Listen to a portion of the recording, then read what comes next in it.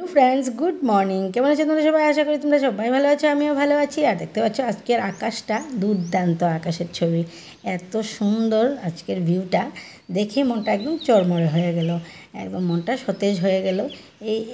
মানে একটু ভোরবেলা উঠলেই দেখা যায় এমন আকাশ। আর আমি এই আকাশটা আমার জীবনে অনেক খুব বেশি প্রয়োজন, কারণ এই আকাশটা দেখলেই আমার শরীর মন সব সতেজ হয়ে ওঠে। আমি পুরো দিন চলার জন্য একটা আনন্দ পাই। তারপর তো এমন আকাশ দেখে তো আজকে অনেক দিন পর ডিসাইড করে নিলাম যে চলো সবাই মর্নিং ওয়াক করতে যাব। অনেক সময় যাওয়া হয় না, 3 মাস হয়ে গেল, আজ 3 মাস পরে যাচ্ছি। কারণ বাচ্চাদের পরীক্ষা আছে, তারপর কাজের একটু উল্টাপুল্টা হয়ে গেলে, রাতে ঘুমোতে দেরি হয়ে গেলে আর সকালে ওঠা যায় না। তাই সবাইকে নিয়ে আজ চলে গেলাম মর্নিং ওয়াক করতে। অনেক দিন পরেই গেলাম, এই জন্য আজকে আর বেশি এক্সারসাইজ করা যাবে না, কারণ অনেক দিন হয়ে গেছে এক্সারসাইজ বন্ধ।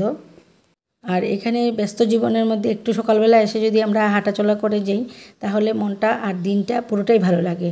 যতই কাজ করি না কেন, মানে নিজের জন্য কিছুই করলাম না এটাই মনে হয় যদি আমরা মর্নিং ওয়াকে না আসি। আর আমার পিছনে যে লোকজনগুলো ঢুকছিল দেখছিলে, সেখানে হচ্ছে সুইমিং পুলের মানে ব্যবস্থা। সুইমিং পুলের ব্যবস্থা বলতে এখানে সুইমিংয়ের ট্রেনিং দেওয়া হয়, এক কথায় বলতে গেলে কোচিং সেন্টার। আর এখানে আছে ক্রিকেটের কোচিং সেন্টার, আর এর সামনেই এটাতে করানো হয় ব্যাডমিন্টনের কোচিং সেন্টার। আমরা এসে পড়েছি, এখন এখানে বসে কিছু এক্সারসাইজ করব। কিন্তু আজ আমি বলেছি যে এতদিন পরে এসেছি, সবার বেশি ভারী বোঝা এক্সারসাইজ করার দরকার নেই, হালকা পাতলা আজকে আমরা একটুখানি শরীরটাকে ফ্রি করে যাই। আর যাতে এটা আমাদের রুটিনে এসে পড়ে যে আমরা এখানে রোজ দিন আসবো, সেটাই আমরা মানে রেগুলার মানে মেনটেন করার জন্য আজকে থেকে আবার স্টার্ট করলাম। দেখা যাক কতদিন মেনটেন করা যায়।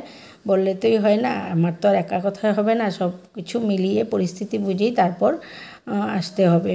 আর এখানে অনেকগুলো বক সকালবেলা কোথা থেকে জানি আসে ওরা, আর দেখতে ভালোই লাগে। আর এদিকে বাচ্চারাও একটু হাঁটাচলাই করছিল, একটুখানি প্রাণায়াম টানায়াম করছিল, তেমন বেশি কিছু আজকে করা হয়নি। আর তারপর আমরা চলে গেলাম ঘরে। আর আসার সময় নিয়ে এসেছিলাম ব্রেড। ওরা মানে মর্নিং ওয়াক করতে গেলেই ওদের মানে দোকানগুলো দেখলেই মনে পড়ে ব্রেডের কথা, ব্রেড না নিয়ে আসবেই না। তারপর ব্রেড নিয়ে আসলাম, তাহলে তো কিছু না কিছু করতেই হবে, শুধু ব্রেড তো আর খাওয়া যাবে না। তাই ওদের করে দিলাম একটুখানি, আমি যাই জানি একটুখানি করে দিলাম, মানে আলু সেদ্ধ করে এটাতে একটু মশলা টশলা দিয়ে, পেঁয়াজ টেয়াজ দিয়ে আর সস মেয়োনিজ দিয়ে একটু ব্রেডটাকে এপিটোপিট সেঁকে দিয়ে দিলাম। ওরা খুব মজা করে খেয়ে নিল। অ্যাকচুয়ালি মজা করে খাওয়ার কথা ছিল, কারণ ভালোই হয়েছিল খেতে। আর ওরা তো আর এত বেশি কিছু নিয়মকানুন জানে না, ওই একটুখানি টুকিটাকি করে দিলে ওরা খুশি হয়ে যায়। আর এতটুকু আবদার তো আমার কাছে ওরা করতেই পারে। তার এটা তো মানে আমারও মা হয়ে ওদের একটু করে দেওয়াটা উচিত, কারণ যেহেতু বাইরের খাবারটা আমি ওদের অ্যাভয়েড করি, তাহলে ঘরে একটুখানি ফ্রেশ কিছু করে দিলেই ওরাও খুশি হয়। আর ওরাও ভাবলো যে একটু বাইরের খাবার ঘরে বসেই খেয়ে নিল। তারপর আমি নিয়ে বসলাম, কিন্তু আজ মানে খুবই টেস্টি হয়েছিল, খুবই ভালো লাগছিলো খেতে। ব্রেডের সাথে আলু আর তাতে সস আর মেয়োনিজ মিলিয়ে দিলে তো আর এটাতে ভালো হওয়ারই কথা। নিয়ে এসে পড়লাম দুপুরে রান্নাবান্না। আজ সকালে একটু তামঝাম করার পর দুপুরে আর এমন এনার্জি থাকে না আমার রান্নাবান্না করার, কারণ শুধু তো রান্নাটাই না, সবজি কাটতে হবে, ধুতে হবে। তাই আমি চাই আর কি একটু শর্টকাটে যদি করা যায়। একটুখানি শাকের চচ্চড়ি করে নিলাম শস্য বাটা দিয়ে। আর শস্য কি আজকাল তো আর রেডিমেডই পাওয়া যায়, একটু গরম জলে গুলে আর শাকের মধ্যে দিয়ে দিলাম।